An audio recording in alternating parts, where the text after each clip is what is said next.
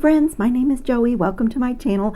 I am back doing another 2 projects with my Potomac treasure box for the month of May. It was titled Stormy Shores this month, and it is a beautiful mix of aquas and some different blues and really beautiful color palette this month. I really love it. The projects that I'm going to be doing actually started out as only one project. I wanted to do a really classic, really delicate Y necklace, and it was totally inspired by the little check glass fishies that were in the box. And I mean, I just fell in love with them. Sometimes it's amazing how the tiniest little bead or element in a bead box can inspire your creativity. So I have taken some Athena cast 29 karat gold plated ball head pins and some of the aqua 4mm bicones that were in the box and made these little components with simple loops at the top, and I have more to make. We also had these 6mm aqua, I think they were called clear blue or something, but they're aqua colored, beautiful drucks that were in the box. And there were these gorgeous Athena cast gold plated shell charms in the box, and if you notice, mine have a little pearl. They came like this, but we also got these little Potomac pearls in this gorgeous comet color. I just love them, and I decided to embellish mine, so I'm going to show you how I did that. And I also, my other favorite thing in this box was this beautiful fire agate strand of gemstones, and I have used my one-step looper in the 2¼ size to make just these little beaded components. And let's see, oh, there were these beautiful round duo beads in the box, and I have turned them for this project into a charm. I'll show you how I did that. They're also called aqua, but they do have this kind of, they almost have a pearl finish on them. That's what I see. I think they're just beautiful.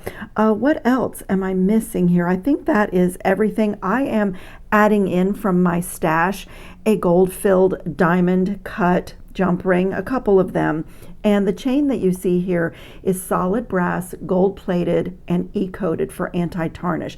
I love my Permalac anti-tarnish coating that I get from Potomac Beads, and I brush it on everything. I'm going to brush it over my seashell charms and anything that I've used that is only plated.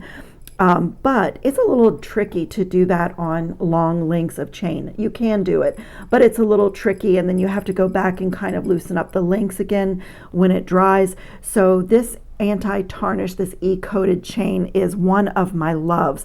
So I will put a link in the description box for that. And this jump ring is not staying here. This is the center of my Y necklace. I just left it open and put that there as a marker. And I may even shorten this a little bit after I get going, because my plan is to cut this chain at intervals and make it a bead station chain. So chain, a bead station, chain, a bead station through the length.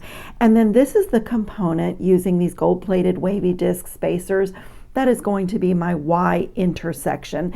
And I have made one of these little kind of coordinating ones for the bottom of the Y.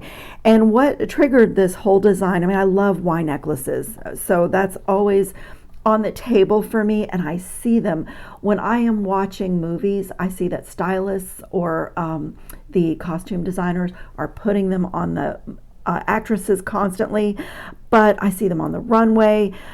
But I digress. My design idea was triggered by these little check glass fishies. I just love these little gold minnows, and I wanted to like make them hanging almost like they've been caught, you know, so that's what started this, and I thought how adorable that would be at the bottom of a Y necklace.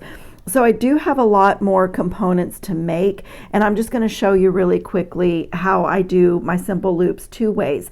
For the little components on these ball head pins, I'm just going to put a 90-degree bend in my wire, and then I take my round nose plier and put it in. I need a small loop, so to get smaller loops, you want to stay down near the tip of your round nose plier, and of course if you want a fatter loop, it's cone shaped, so you would put the wire further to the back, but I was right about here. And I just wrap it over the top. I begin this the same way that I would a wire wrapped loop. At this point, I'm just going to get that loop centered on my stack of beads, and when I take it away, I will come with my cutters and right where the two wires meet, just snip, and then I'm going to open these again. Maybe sometimes I connect everything with jump rings, and sometimes I will opt to connect with the simple loop right onto the chain, and I'm actually not sure. I'm going to assemble everything and I will decide that. So what else has happened to me here is that I really love all the charms and pieces. This box is so beautiful, and I felt like I wouldn't want them all on the Y necklace. So in this little dish, I have decided to make a tiny, really delicate charm bracelet. And so anything that doesn't fit on my Y necklaces is going to, on my, that's a tongue twister, anything that does not fit on my Y necklace, the charms and the things that I made, like these little guys, I don't know for sure if I'm going to use them on the necklace, but I love them. So I decided to make a bracelet, and I can go ahead and show you what the plan is for this. I'm going to have a bracelet here with an extender chain, kind of like I did on this one with a drop at the bottom. So right here at the end, I'm going to switch to a larger brass chain, and that makes it adjustable. I can clasp my lobster claw anywhere that I want on there. So I'm going to take this gold-filled diamond cut jump ring.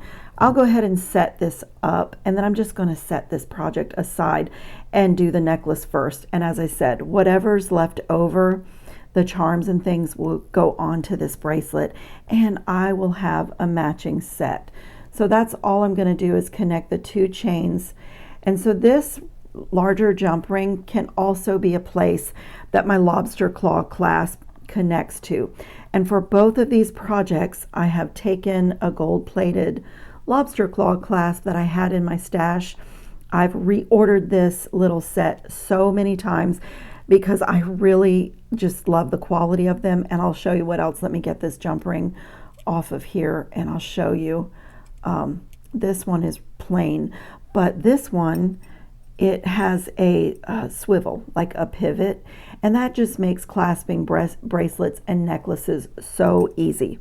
So, but this one is plain, so I'm going to just put it right here and add the lobster claw clasp, and basically this bracelet is put together. It's just waiting for charms. And I already knew that I was going to do a matching drop on the extender chain. I want this jump ring closed a little bit better. Can't talk and close a jump ring at the same time. So as I was saying, I already knew that I wanted to have a drop on the extender chain of my bracelet that matches perfectly what I'm going to do on the bottom of my Y necklace. So that is this little guy. It's just a little hematite plated spacer, a ball head pin, one of the fire agate beads, and one of those beautiful aqua drucks. And on this one, I'm just going to open my simple loop that I made and attach it right to the bottom link of my extender chain and close that really well. And so that's my extender chain. And honestly, if you just wanted a gold bracelet, you could be done right here. Like this will clasp onto there, and that is the sweetest little gold bracelet with a little dangle on the bottom. But I'm definitely going to add some charms. So let me set that little dish aside while we work on the Y necklace. So I was going to show you, so it can be drying, what I did to get the pearl in these little Athena cast shells. Here's one of the little comet colored pearls that was in the box, and I just used some E6000 glue and a little piece of wire and got a dollop of glue onto my E6000, a dollop of E6000 onto my wire, just like a little dollop like that. That's way more than I need. Get the lid back on that glue so it doesn't escape. And then I just kind of chose a little off to the side position for my dollop of glue and just kind of place it in there. It dries clear. I did my other ones earlier, so they are ready to go. They're dry. Just get my glue in there, and then I'm just going to use my pliers like tweezers and pick up this little pearl. I don't know if I'm going to use all of these charms, but they're all ready to go. And then I'm just going to press that pearl down into that glue. So it looks like that. And the other thing I'm going to do, and I did not do this ahead of time, I'll just show you. At the end of my projects, I brush my anti-tarnish coating over everything. But now that these are dry, I'm going to just give this a little coat of my anti-tarnish coating. Just go inside the shell. I can brush it over the pearl, over the back of the pearl, the whole thing. These are high quality plated items from Athena Cast, but they are just plated, and I like my jewelry to last. So I'm going to do that to all of my pieces. I just keep a little stack of plastic discs, and I'll let that dry for a few minutes and then make sure I do the part where my pliers were holding. And I'll do that to everything. I won't make you painstakingly sit here and watch me brush that over all my gold findings, but that's what I do. And let me show you how I do my simple loops with the one-step looper, just in case you have not seen it. Let's see. Let me do, I don't know for sure if I'm going to need more of these little components that are going into my necklace, but I'll make one because they could go on my bracelet as well. So I'll make one of those to show you how I use my one-step looper. And I'm just going to take a small piece of 20 gauge wire. And for these, I used on all of these, even the smaller components, I used the medium size of my one-step looper, which is the 2¼ millimeter. Because of it being a chain, a little bit larger simple loop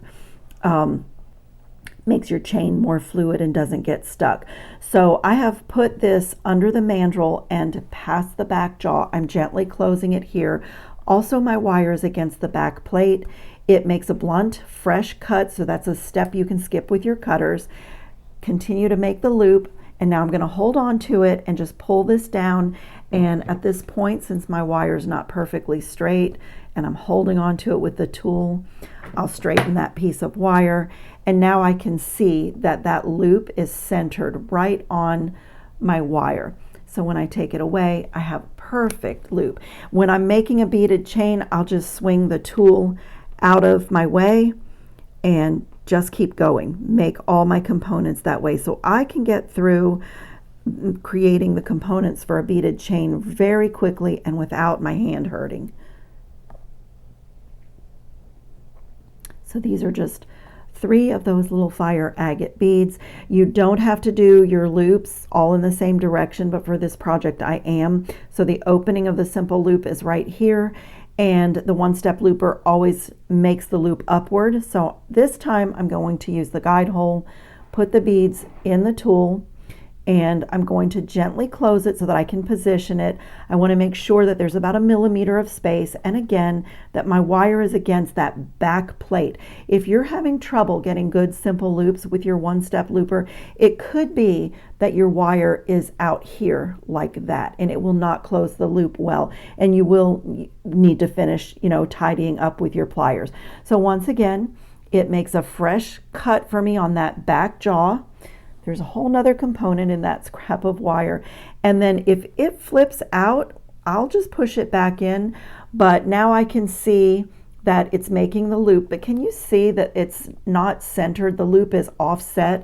So I'm going to pull it down as I'm closing. And also I can see that I'm not putting any stress on my beads. And now it's totally closed. These are lined up, but if your loop becomes misaligned, this is a great opportunity with another pair of pliers to get it straight. And so when I take that out, this component matches all my others perfectly, and it's ready to go, and my hand is not hurting. So I love that tool for making simple loops on, it works great on 20 gauge wire. Heavier wire, it struggles, and really fine wire, I end up having to do those by hand.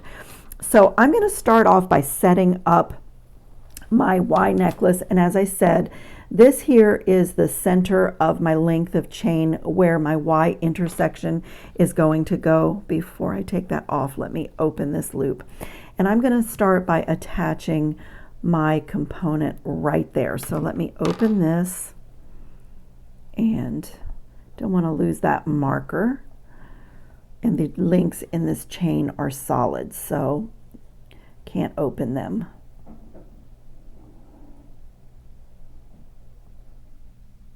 Just going to attach that right there, close it really well. I like to work harden a little bit. Whoops, don't want to drop my pliers.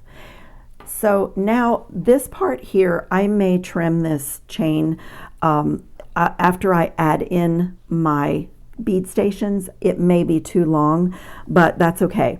I love long necklaces, and I prefer to have a little bit more length than have it too short, because I will end up not wearing it if it's too short for me. So let me clean up a little bit here, and then this is my downward part of my Y necklace.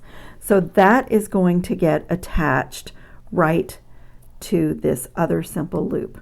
And again, this could be done right here. This is a classic, beautiful, elegant gold and aqua Y necklace, and really this could be done. And if I didn't say, I can't remember if I said when I started, but this is such a wonderful project if you are new to jewelry making, because it is your most basic, simple jewelry skills of making a simple loop.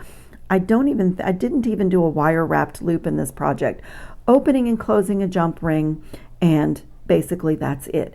And you can come away with a beautiful piece of jewelry. And if I do say so myself, I think this looks like fine jewelry, like something you'd buy from a jeweler, you know, not fashion jewelry.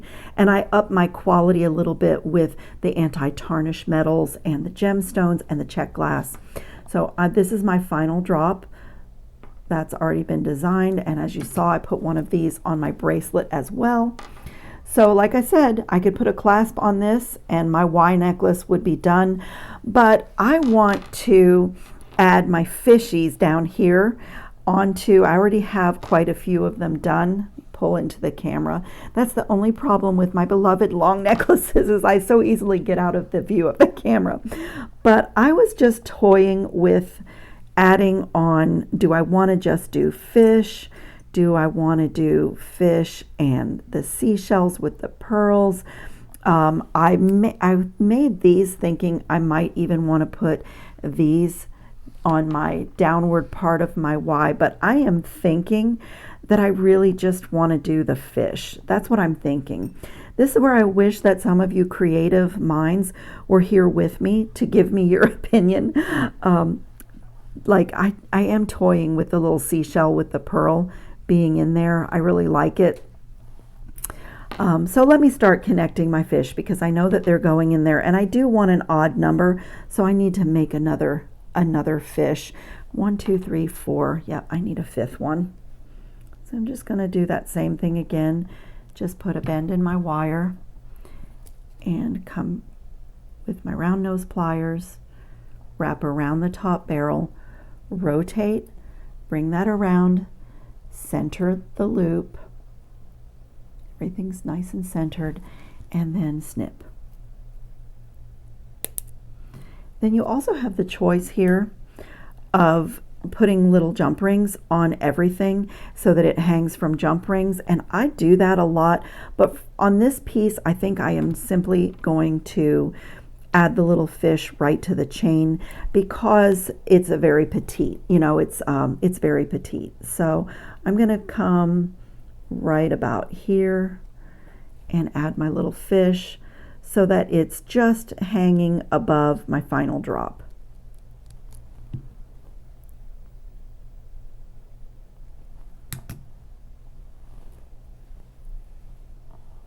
that is already so pretty, and I only have one little fishy on there.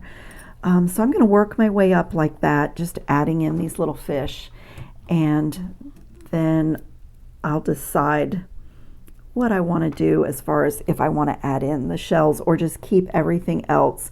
I might just keep everything else for my little charm bracelet. That's kind of where I'm leaning. When I'm doing something so simple and so minimalist, it's easy to just keep adding and it's really fun, but then I'll end up not wanting to wear it because it's too much for me. Okay, this is my 5th little fishy charm, and I'm going to stop there. I do have more fish and more that I can make, so like I said, I'll either use them here or on my small charm bracelet. But now at this point, I want to add in the components that I've made here with the fire agate. So I'm going to have to, as I said, this chain is solid links, so I do have to cut my links and lose a link, but I actually cut them so that I can save them and use them as kind of a fancy jump ring. So I'm going to come right about here and snip a jump ring.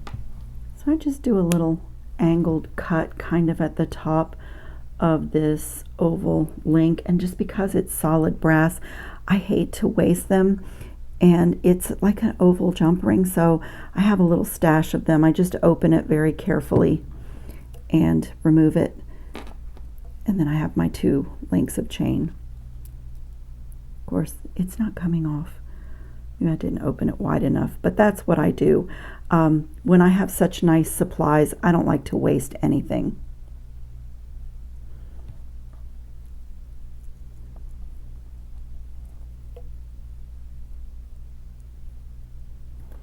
So see, I just have a really beautiful high quality little oval jump ring. So I'm going to add that to my stash. And then where I made this cut, I'm going to add in my bead station. So I'm going to open these simple loops and add it to the bottom link here. Close it again and do the same thing for this side. And so on the downward part of the Y, I'm only going to have 1 bead station, and the other ones are going to embellish the part that goes up around the neck. So it is already looking so gorgeous. And then if I want to add more fish to the bottom, and I probably will, I don't know, I'll see when I get the bead stations done. But now I'm going to do the same thing up the side, and here's another design decision where I have to decide if I want to do them perfect at the same spot on each side, or if I want to do it random. And honestly, my feeling is to just do it random, but I will have the same number of bead stations, but like on this side I'll do 1 here, maybe this one coming up a little bit higher, and stagger them and do them a little bit random going up the necklace. So I'm going to do that exact same thing where I just choose a little spot and do an angled cut and open that as if it were a jump ring. This is a good opportunity for brand new people. Some of you, this might be like a ridiculous thing to say, but if you don't know how to properly open a jump ring, this is a great spot to show you. You don't take and pull your wire apart because you'll never get it back in that shape. You do a twisting with 2 pliers or my jump ring tool that I usually wear on my finger, but you just, and this is really fine, but you just do a twisting. So 1 plier goes to the back, 1 plier goes to the front, and then it removes very easily. And I'm going to set that in my little jump ring stash. And right here, add in another bead station, just the way that I did on the downward part. Just add it right there, close it, and same thing here. And so I'm going to use up a few of my components or bead stations that I made and just do this off camera because it's very repetitive. and then I'll decide if I want to take some of my length off the back, and I think I probably will. And I also wanted to show you how I did these little charms. So let me finish the necklace, and I'll just be a second for you, and I'll be right back. Okay, everything is done. My charm bracelet is connected, and everything has been coated with the anti-tarnish. I did add in 2 more fishes, so there's 7 fish on the drop of my Y necklace, and 1 little seashell with a pearl in it peeking out, and I just love it. I did alternate my bead stations, and I actually did an odd number, like I ended up with 4 on one side and 3 on the other side, and I shortened my length a little bit and added my lobster claw clasp to the back, and I'm thrilled with it. I just love it. So on the bracelet, I have 3 fishies, 3 of the round duo charms, and 3 seashells, and then 1 of those, whoops, wrong side, where is it? Then my little bauble on the end of the extender chain that matches the Y necklace. And I put my little fish down here. And like on a charm bracelet, it can be totally random. You can really look at it as how full you want to make it. But what I did is I have 5 links that are empty in between each charm. So the last thing for me to share with you is how I turn a round duo bead into this cute little charm. They're just so sweet. They have that pearly finish on them, and they look like a little tiny button, like off of baby clothes or something. They're so sweet. So this is a little scrap of 26 gauge wire, and I'm going to put one end through one side of the round duo, and then without kinking, this is the part where you have to kind of go slow and be patient. Just get the other side through the hole and pull it up so that it's hugging the bottom of the round duo. So, you know, just warm and smooth your wire and go slowly so that you don't put a kink in it. You have to kind of coax it together. I did use my pliers to help me give it a little pull. You do have to be careful because the round duos are glass, but you just gently kind of give it a little tug. And when I had it most of the way, like, you could leave that, but I used my nylon jaw pliers to do the final snuggle. And there it goes. Just gently. So now I have the beginning of my charm, and I'm going to come right here and just draw those 2 wires together, and it helps to keep them together. And then come back with my nylon jaw pliers and just put a twist to make this into a single wire. So I'm holding gentle pressure here, and I'm using that coin bead to twist as I gently pull the wire. I'm just going to go all the way to the end, because then you can do a simple loop for charms like this, but on this particular project I did wire wrapped loops. So now I have my beginning of my charm, and I'm just going to get a hold of it and treat this like a regular wire wrapped loop. A bend and round nose pliers and bring it over the barrel, rotate the pliers, same thing, bring it around and center everything the same way that I do my simple loops. When I take it away, I have a really pretty loop out of the twisted wire. Then I'm just going to get a hold of it and wrap right down to my round duo. Just like that, and trim off in the back. This is going to spin around, so there's really not a front or a back, but just tuck those wires, straighten everything, and that is a beautiful little charm out of a round duo. And then I used gold filled jump rings to connect everything. I can link these in the description box. Sometimes when I really love a piece, or when I think it's something that I'm going to wear a lot, I will just up my game a little bit, so to speak, with higher quality materials. Even when I make my own jump rings, they have an anti-tarnish coating because I use craft wire, usually 20 gauge. But I'm using gold filled today because I love this set and I have a feeling that this is something I'm going to be wearing a lot. So my pattern here was a fish, a shell, a round duo, fish, a shell, a round duo, and I have just been leaving 5 empty links in between. So 1, 2, 3, 4, 5. So this one is going to go right here, and it's pretty random as to which side this is connecting on because it's a charm bracelet and it's going to dangle and spin around. I just want to make sure it's closed really well.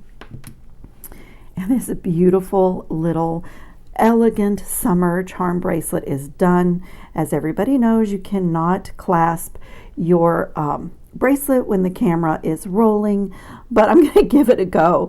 I did try it on when I was paused and making my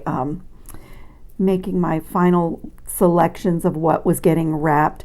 But look how sweet this is. This is a sweet little bracelet, no magnetic clasp, so if you wanted to wear this on your watch side, it's a good like layering bracelet for that. I also love, if I have like a chunky bangle, to have a thin little chain dangling bracelet beneath that. And no matter which way this turns around, I see my little fish, my little seashells that have the pearls inside. I mean, I just love it, and I love my Y necklace. It's lightweight, it's elegant. It's got a little bit of whimsy, but you know, that's really for me to notice because the little fishies are so small, and I wasn't going to put any seashells on it, but in the end I thought just one little seashell with a pearl was kind of metaphorical, like under the ocean. So I will put some better pictures up at the end. I will put links in the description box to Potomac beads. The treasure box is a wonderful box to get. They also have the kit edition if you like to do the handiwork and you like to have patterns and things. It's a beautiful kit for that, but you can use the link in the description box for just shopping the website. And I always encourage people not to forget how prolific the website is with the Potomac pearls, a crystal section, a seed beads section, and the Athena cast line is wonderful to shop the website. So I thank you so much for watching. I hope everybody's safe and well and having fun on your beading mat. See you in the next video.